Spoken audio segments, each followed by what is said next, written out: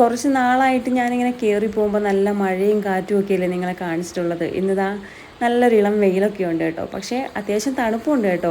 ഈ ഒരു ഇളം വെയിലിൽ ആ തണുപ്പ് ഇങ്ങനെ കൊള്ളുമ്പോൾ നല്ല സുഖമാണ്. വെയിലിൻ്റെ ചൂടും ചെറുതായിട്ട് കിട്ടുന്നുണ്ട്, എന്നാൽ മടുപ്പുമില്ല. സൂര്യൻ തൊട്ട് മുകളിൽ തന്നെ ഉണ്ട്. അപ്പം ഞാൻ നടന്ന് വീടിൻ്റെ അടുത്ത് എത്താറായിട്ടുണ്ട്. വന്ന വഴി മറക്കരുതെന്നാണല്ലോ, അതുകൊണ്ട് ഞാൻ വന്ന വഴി ഒന്ന് കാണിച്ചു തന്നാണേ. നല്ല ഭംഗിയില്ലേ കാണാൻ വേണ്ടിയിട്ട്. അങ്ങനെ ഇതാ അമ്മച്ചിയുടെ വീട്ടുപടിക്കൽ എത്തിയിട്ടുണ്ട് കേട്ടോ. നന്നായിട്ട് പുകയടിക്കുന്നുണ്ട്. എനിക്ക് തോന്നുന്നു അമ്മച്ചി കട്ടൻ കാപ്പി തിളപ്പിച്ച് കുടിക്കുകയൊക്കെ ആയിരിക്കും. ആ ഒരു സമയമായിട്ടുണ്ട് ഞാൻ കയറി വരുമ്പോൾ. അത്യാവശ്യം വെയിലുള്ള കാരണം എല്ലാവരുടെയും വീടിൻ്റെ മുന്നിൽ അയവക്കൂടെ ഉണ്ട് കേട്ടോ, തുണികൾ നിറച്ച്. അങ്ങനെ ഇതാ അഞ്ചുരുളി കാണാൻ ഒരു പ്രത്യേക ഭംഗിയുണ്ട് കേട്ടോ. ചെറിയൊരു മൂടലും എന്നാൽ സൂര്യപ്രകാശവും എല്ലാം കൂടെ ആയിട്ട് ഒരു ഭംഗിയുണ്ട് കാണാൻ വേണ്ടിയിട്ടേ. ഈ ഒരു വെട്ടം കാണുമ്പോൾ നമുക്ക് തോന്നുന്നു നല്ല വെയിലുണ്ടെന്ന്, പക്ഷെ അത്രയ്ക്കൊന്നും ഇല്ല കേട്ടോ. വീട്ടിലേക്ക് കയറി വന്നപ്പോൾ അതാ നിലത്തും കുറേ തുണികളൊക്കെ കിടപ്പുണ്ടേ. അപ്പോൾ കൊച്ച് നല്ല ഉറക്കമായിരുന്നു കേട്ടോ.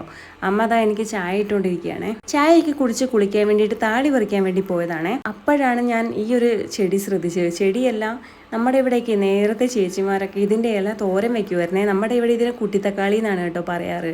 ചെറുപ്പത്തിലൊക്കെ ഞങ്ങൾ പിള്ളേർ കുറേ ആൾക്കാർ ചേർന്നിട്ട് ഇത് പറിച്ച് കളക്ട് ചെയ്തിട്ട് ഈ കായ പറിച്ച് തിന്നുമായിരുന്നു കേട്ടോ. എന്തൊക്കെയോ ഔഷധ ഗുണം ഉണ്ടെന്നൊക്കെ പറഞ്ഞു കേട്ടിട്ടുണ്ട്. പക്ഷേ എനിക്ക് ഈ കായയുടെ മണവും ടേസ്റ്റും ഒന്നും ഇഷ്ടമല്ല. എന്തോ ഒരു വെറുപ്പിക്കുന്ന മണമാണ് ഇതിന്. നിങ്ങൾ ആരെങ്കിലും ഇതിൻ്റെ ഇല തോരൻ വെച്ചിട്ടുണ്ടോ? നമ്മുടെ ഇവിടേക്ക് ഇപ്പോഴും ചേച്ചിമാർ വെക്കാറുണ്ട്.